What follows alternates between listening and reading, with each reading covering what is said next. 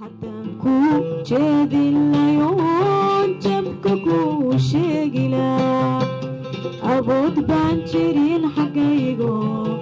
afkiibaa juuda gabay. marka hore saxaafadu waa cilmi aan bartay oo yani ilaa jaamacadda u tagay laakiin fanka waxa u maleynaa inuu dhaxal yahay sababtoo waxaan arkay anoo heesaaya mid kale waxaa jira qaar kamida ehelkayga ama abtiyaashay oo fanaaniin oo heestii ugu horeysay aan qaado waxay ahayd hees Zahra Axmed ku luqayso heestaanse ahayd heestii ugu horeysay oo Ilaahu naxariisto abwaan qiiq oo gacantiisa igu tumay aan qaaday laakiin se waxa jirta hees aan aad u jecelahay oo qaado fanaanada Khadra Daahir Cige heesta haddii dhagtar ruux la jaro dalolku joogaya daleelada geedku yaal midhaha laga jalamsada jiriyo hadda joogo hubaadmigu was jiidhayan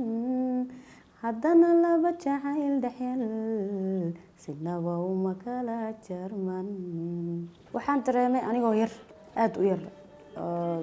waxaa jira iskuulka aan dhigan jirnay wax zaharaad la dhaho oo markii ay munaasabado jiraan iskuulka laga kaxeeyo oo wasaaradaha iyo meelahaas la geeyo marka zaharaadkaas waxaan u ahaa aniga hoggaan marka iskuulka dhigan jirnay waxaan xasuustaa marka da'deeda inay ahayd 10 jir meelahaas wax yar aan ahay anaa iga hoggaan u ahaa oo xataa intaan ka hor xafido wixii la qaadayo waa iga xafidsiin jiray. markaan furay albaabkay markaan furay albaabkay awrkii cirkaan xaalay arkayo kumooday. qof igu dhiirigeliyay fanka oo ugu horeeyay waxay ahayd macallimad iga dhigi jirtay luqada carabiga iskuulka horta uma maleynayo inuu waqti iga baahan yahay fanku aniga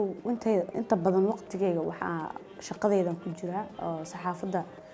waqtiga badan ku jira laakiin fanka waqti iguma qaato sababtoo aniga heesta haddaan maqlo horaan ka qabtaa oo waxaan arkaa anoo heesaaya saas darteed waqti badan iguma qaato.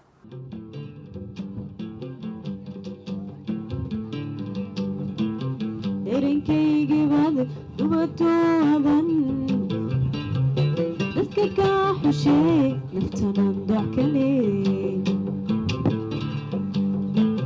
derinkaygi baad dubatoodan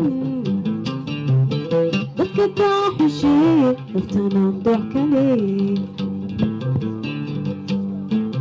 dabasheedu marin